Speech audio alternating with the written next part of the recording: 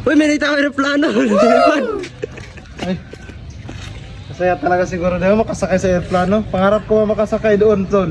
Kailan kaya ako makasakay doon?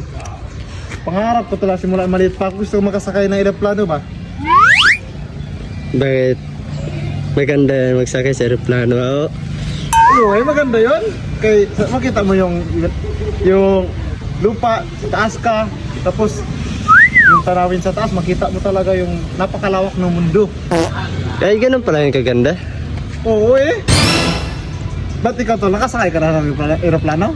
Wala pa eh. Parang may balak din ako magsakay pero hindi ko rin alam kung makasakay pa ako ulit.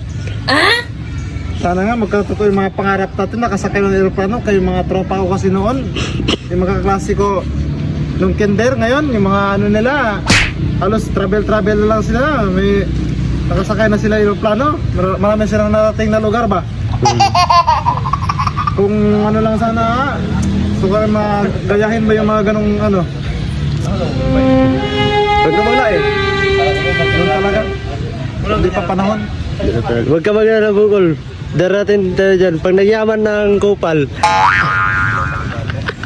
Pero tol, may isa akong paraan.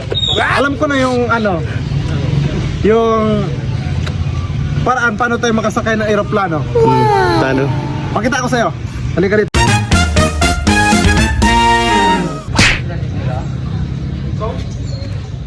May naisip ako idea tol, ganito yun oh. Wow. Ako,